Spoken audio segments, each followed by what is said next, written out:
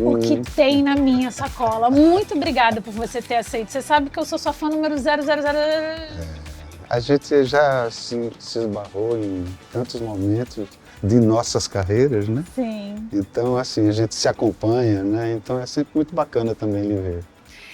Queria te perguntar, antes de saber o que tem na sua sacola, o seguinte. Você é um dos artistas mais consagrados da música popular brasileira. E isso é fato,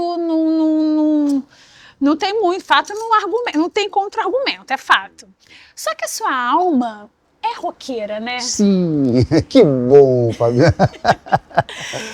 E em noite assim como esta, hoje o Rock in Rio em festa. Ergo meu copo e celebro. E além da sua alma ser roqueira, você tem uma relação muito intrínseca também com o samba. Especialmente o samba carioca. Perfeito. E aí eu queria que você falasse um pouco sobre esses 3 gêneros, e eu tô colocando a MPB como um gênero emprateleirado, que te faz e que faz o nosso país ser essa potência que é.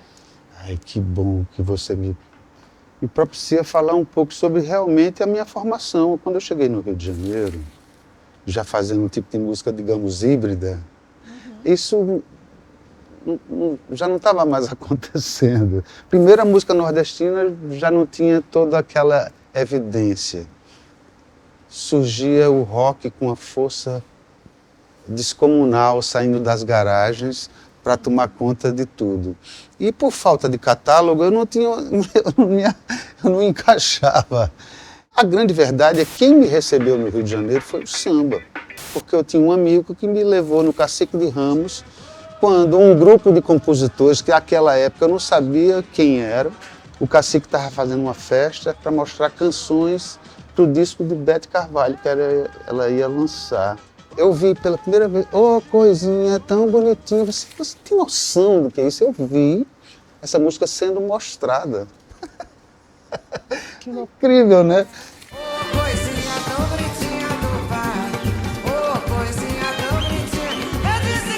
E foi esse grupo, mesmo sem saber do que aquilo significaria para mim, que me recebeu no Rio de Janeiro. Porque ali eu ouvi canções belíssimas, depois de muito tempo começou a rolar um partido alto, eu identifiquei que as rimas eram em quadra, eu venho da história do cordel, então Sim. É próximo, né? Sim. Eu digo, só rima os pares? Ok. Começou a roda, na primeira oportunidade que eu tive, entrei, fiz uns versos. Como eu não sabia onde estava, eu fui fazendo verso e foi muito bacana, porque foi uma escola para mim. Ali eu vi pela primeira vez o samba com um refrão em tom menor. Luiz Carlos da Vila botava num lugar a composição onde causava uma estranheza no melhor sentido da palavra, claro. Estranheza. Então o samba teve essa importância fundamental, era no início de minha trajetória aqui no Rio de Janeiro, era o começo de tudo. Isso foi definidor porque depois, algum tempo depois, surgiu a retomada dos blocos no Rio de Janeiro e eu participei de tudo isso com muita propriedade, compondo samba, porque eu tive a escola dos melhores. Sim. Entregue essa ternura em seu olhar, não negue o que eu já fiz por merecer. O rock, que você muito bem lembrou, o rock foi mais na minha conscientização, naquele momento ali, 16 para 17 anos. De formação de cidadania, né? E mais disso, você é obrigado muito cedo a escolher um caminho. Vou ser isso, você tem um período muito curto para fazer suas escolhas. E muitas vezes essa escolha pode não ser a certa. Eu tive muitos amigos que eu vejo depois de muitos anos que fizeram a escolha não foi tão certa assim, e ele não teve como sair daquela escolha que fez tão novo. Sim. Então, para mim, teve essa coisa o rock foi quando eu descobri a vida. A música popular brasileira, eu tinha ela, não só a música popular brasileira, digamos a música popular global do planeta. Eu não sabia que eu tinha uma formação, porque aos 8 anos de idade, papai nos dava, eu digo nos dava porque eram os filhos, a oportunidade de fazer as primeiras escolhas na vida. Ele achava que você tinha que exercer a sua individualidade a partir dos 8 anos de idade. E ele começava essa discussão sempre por causa do domingo, que mamãe ia na missa. Ela ia na missa e ele respeitava, ele sendo ateu, ele respeitava, mas ele questionava os filhos todinho aos 8 anos de idade, dizia assim, você não tem que ir à missa? Por que você vai à missa? Aí ele chegava, sua mãe, a história é maravilhosa, porque a sua mãe acha que a melhor maneira de se conectar com o divino, ele nunca falava de Deus, é através da igreja. O papai acredita que existem outras maneiras de você chegar no divino. Ah, é, pai? Então, aos 8 anos de idade você pode escolher. Pode continuar se conectando com o divino com a mamãe, na missa, ou se conectar com o divino com o papai, ouvindo música. Algum dos seus irmãos optaram por seguir a mamãe? Mamãe perdeu todos os parceiros aos 8 anos de idade. Com certeza. Mas, a reboque de tudo isso, essa questão dos dois, de dividirem a formação dos filhos, teve a bagagem que eu tive por causa disso. Para não ir à igreja, eu conheci Rimsky-Korsakov, Chopin, eu conheci Elisete Cardoso, Ciro Monteiro, eu conheci Noite Ilustrada. Veja bem, eu não sabia que conhecia. Porque o que disparou essa bagagem que eu tinha foi quando ingressei na Engenharia Química na Universidade Católica do Recife, no DCE, no Diretório Central. Desses camaradas me mostrou um disco de Jackson do Pandeiro, Rei do Ritmo, me perguntou se eu conhecia, eu disse, não conheço não. Ele botou para tocar e eu conhecia, cantei o disco inteiro, lado A e lado B, eu sabia a sequência das canções. Porque fazia parte da discoteca do meu pai. Da sua missa particular. Da minha missa particular, do meu divino particular. Fosse, comprasse, pagasse, me diz quanto foi. Dessa história que você está me contando, tem algum objeto que você pegou que é linkado com essa história? Boa pergunta, não sei, vamos ver. Deixa eu ver aqui. Eu acho que tem uma coisa da urgência, por causa da queda do céu, que eu acho que esse é um dos maiores filósofos contemporâneos, o Schopenhauer, não só ele, eu acho também o Krenak, é outro que eu estou sempre ouvindo, acho que são pessoas muito fundamentais. Então acho que tem a ver. Esse livro aqui é daqueles que a gente podia divulgar mais, né? Porque um livro sensacional. Eu acho que é uma espécie de algo que você tem que... É possível você lê-lo aleatoriamente. E tem toda uma cosmogonia, como vê o mundo, como descreve o mundo, que é poesia. É uma poesia misturada com prosa, com mitologia. E Lenine, essencial. Você citou também o Krenak, agora é o Imortal. Sim. Você acha, e talvez seja um dos pouquíssimos, né, escritores indígenas que a gente tem com uma visibilidade maior. Com maior visibilidade, Você acha que a gente está caminhando para frente? Eu acho que tem que caminhar para frente. Para trás, a gente foi tão para trás que qualquer sentimento que nos leve para frente é muito bem-vindo. Acho sim. A gente estava muito atrás. Eu nunca pensei que a gente pudesse viver um momento medieval. E a gente viveu em pleno século XX. Mas eu sou esperançoso, cara. Você sabe que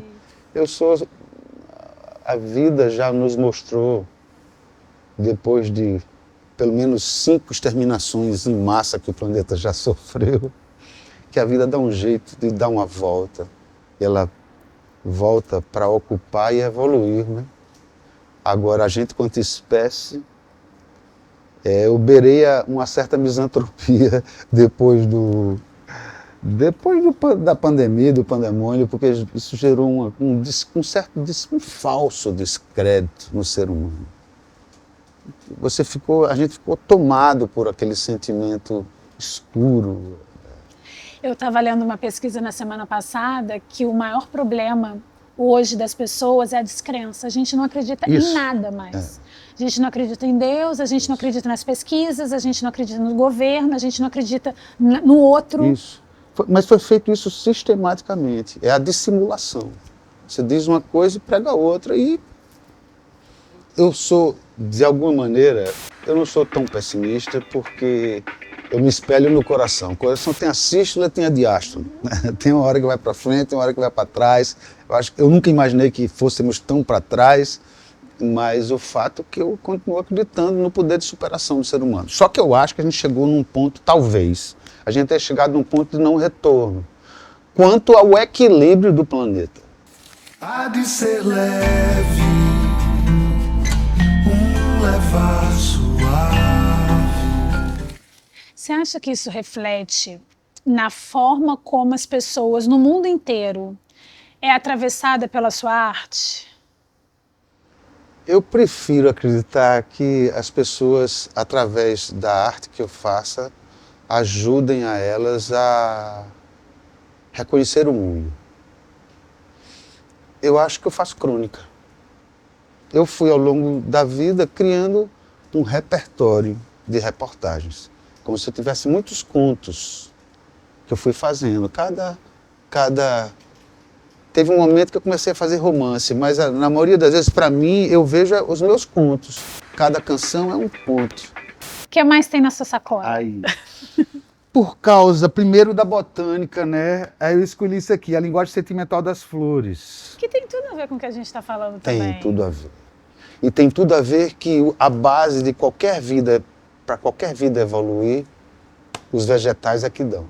Claro. Então foi eles que primeiro semearam o planeta. Foram os vegetais. E a descoberta através das orquídeas desse universo botânico foi redentor para mim.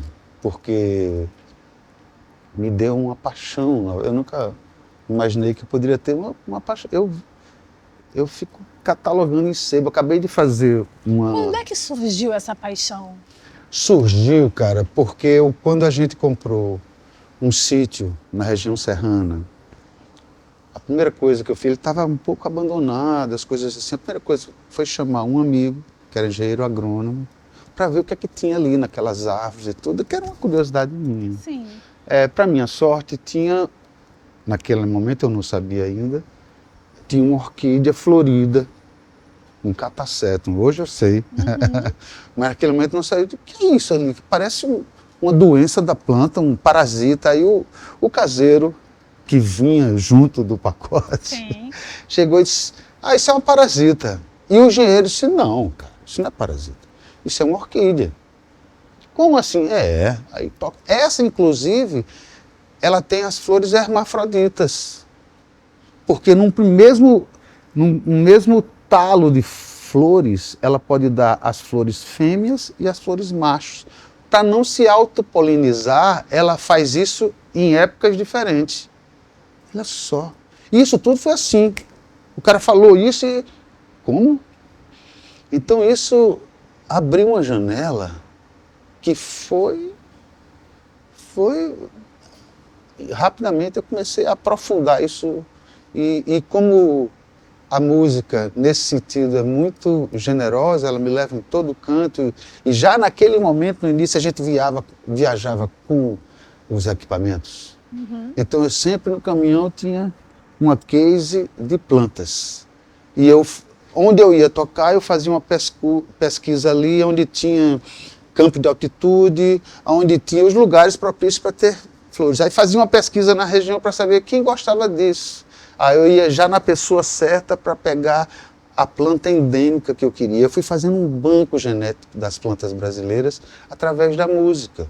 Eu passei a fazer um mapa. Esse mapa estava associado que planta, quando flore, altitude, porque para mim era importante saber se era campo de altitude, se era baixo, se era restinga, a época da floração e o lugar onde eu peguei com a pessoa que eu consegui. Isso junto ao show que eu fui fazer. Então, vira um banco de informação a título de arquivo. Hoje, quando eu olho para uma árvore, o mais importante não é o que contorna a árvore para definir para mim o que é uma árvore. É os espaços de luz que passam por dentro dela que me permitem ver as orquídeas ali. Então eu olho de uma outra maneira. Claro. Eu consigo identificar plantas que as pessoas não estão vendo. Claro. mas porque o olho de outro, eu fui aguçando esse olhar. E certamente isso mudou, modificou um pouco a sua forma também de escolher as palavras. Aí você abre num lugar que eu até vou puxar aqui, uma das escolhas, que é isso aqui, a palavra. João Cabral. Pô, mas você também pegou o livro, hein? A palavra sempre teve uma importância muito grande. Eu praticamente sou um colecionador de palavras. Quer dizer, porque isso faz parte de um banco sonoro de fonemas, de significados, que é com essas pedras que eu faço o meu jogo. As palavras é 50% do que eu faço.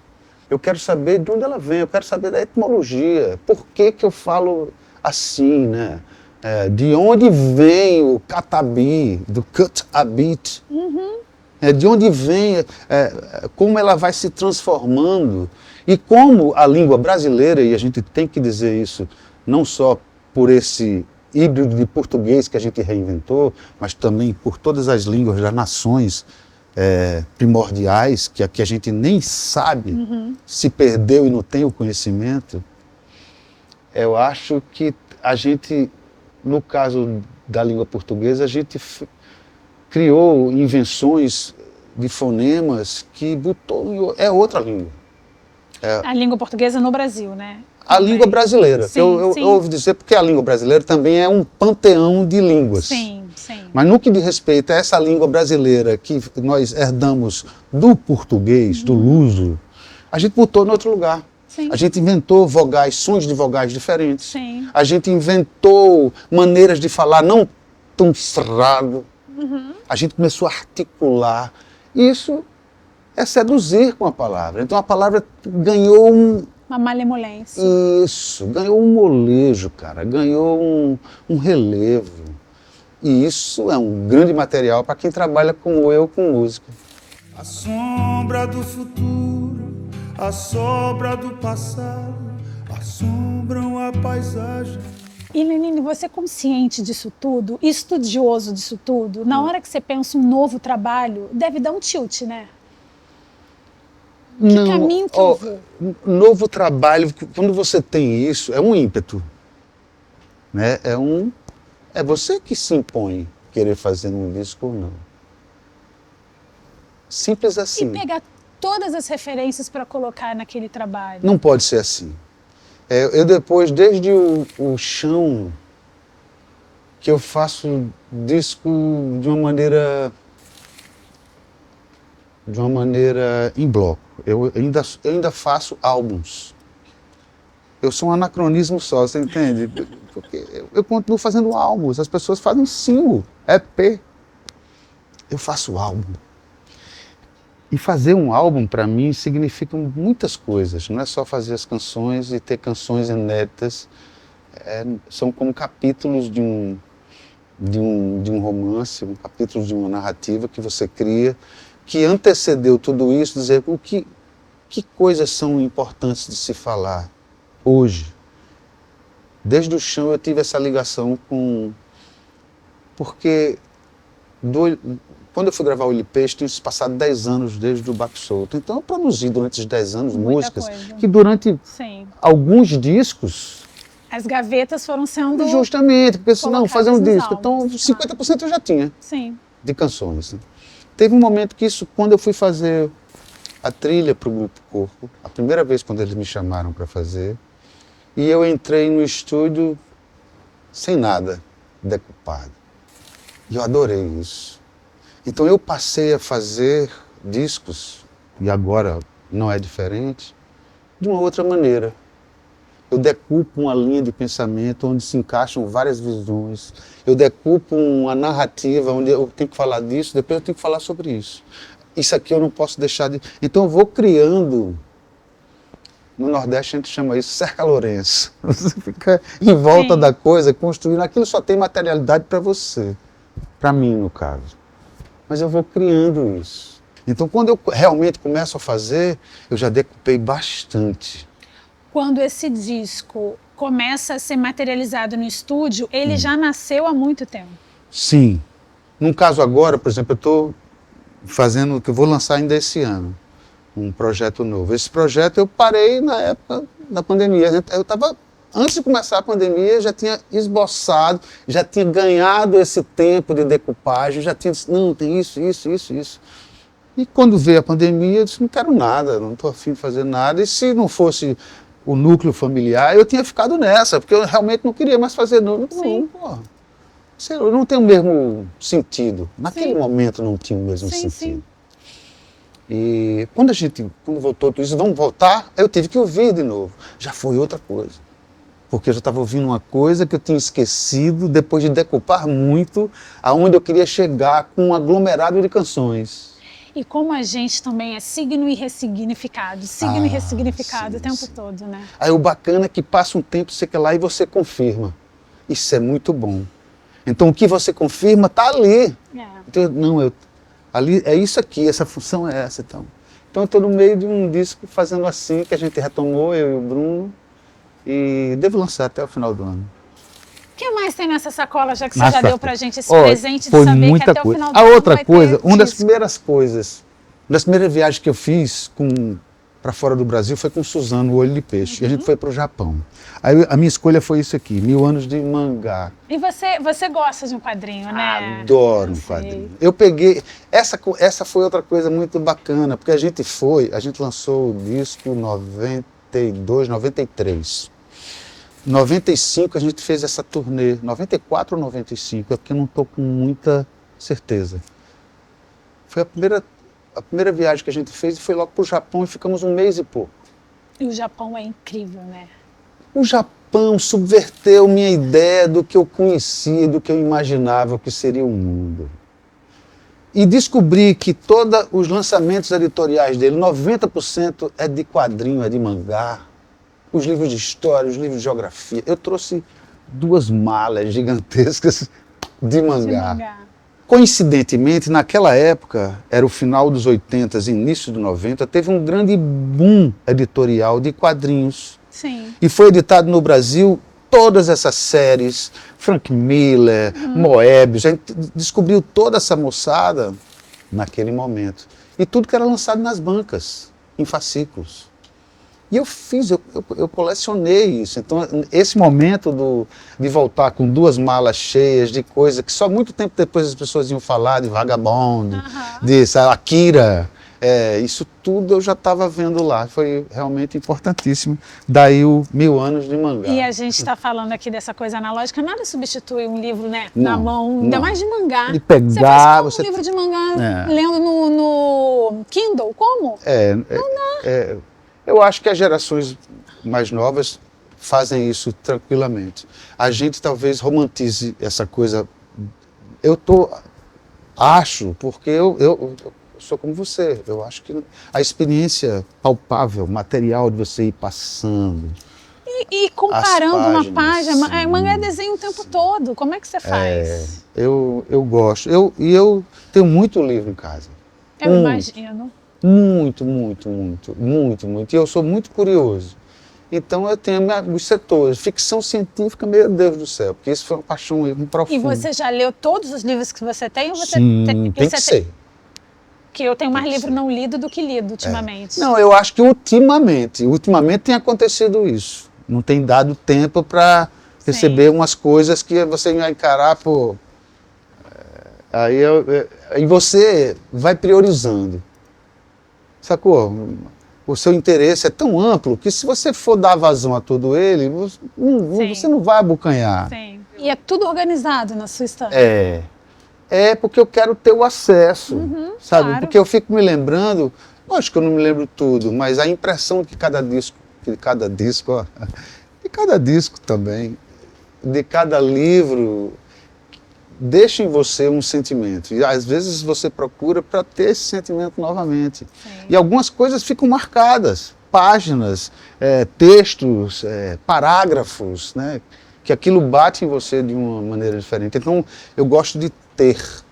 Tem uma ideia de posse, talvez, nisso aí, mas tem também objeto de desejo, sabe? E eu tenho isso com que livro, bom que o objeto de desejo é livro, né? Se todo mundo tivesse objeto de desejo como livro, o mundo ia estar melhor. É porque foi aumentando, eu sou meio acumulador nesse sentido. Tô percebendo. Por último, o que tem nessa sacola? Aí, por último, na verdade, porque é uma pessoa que eu acho um dos grandes poetas e compositores de todo sempre, da atualidade principalmente, que é Arnaldo Antunes, e é meu parceiro. Então, assim, é alguém que eu estou sempre disposto a ouvir. Arnaldo tem sempre uma visão muito lúcida das coisas. É meu contemporâneo e é alguém que tudo que eu faço, junto com Braulio Tavares, junto com Lula Queiroga, junto com Dudu Falcão, que termina sendo os meus desconfiômetros. Tudo que eu faço para essas pessoas dizerem, que bacana que tu fez. É legal a gente ter essas pessoas, né? É, porque são os seus contemporâneos, claro, né? E no caso do Arnaldo, é um Arnaldo que vem do rock, veja só. Sim, total. Tem esse percurso aí, onde a música só não conseguiu segurar ele. Ele é um artista plástico total, incrível, um artista visual incrível.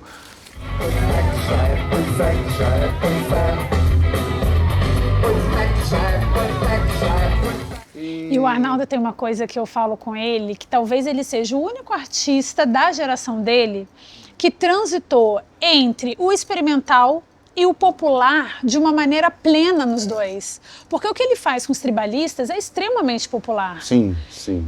Com os Titãs, agora então, nessa última turnê, né, que rodou e tal, também muito popular. E o trabalho experimental, que é o trabalho mais solo, também é muito... Então ele consegue transitar nisso de uma maneira muito legal. Eu não sei nem se há muita diferença do que cai no gosto das pessoas e outras coisas não.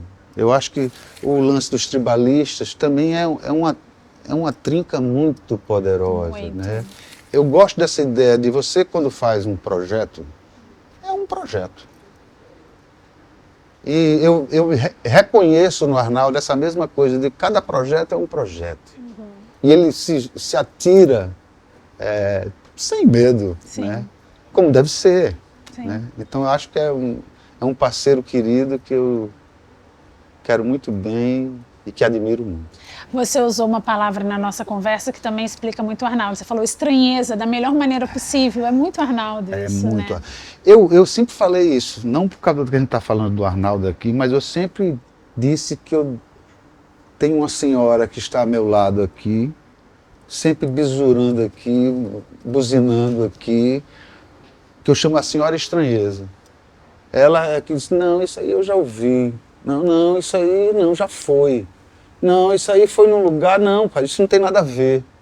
É uma buzina que eu deixo ela falar, tem uma hora que eu corto ela, mas eu dou ouvido sempre à senhora estranheza, porque ela me trouxe aqui.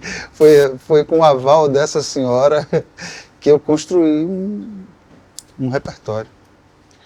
Lenine, volte sempre, para sempre. Olha, tá bom. Eu sou muito apaixonada em te ouvir. O dia que você quiser só falar, que ninguém aguenta mais ouvir suas histórias, você me liga.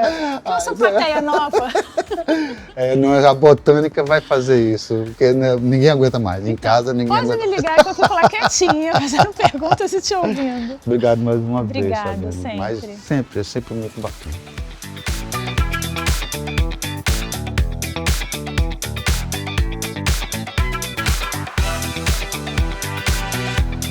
Olha, eu fico aqui 3 horas se deixar, viu? Que papo bom danado, rapaz. E você é meu vizinho, então pode me ligar. Tipo, a Ana não aguenta mais, eu fico lá.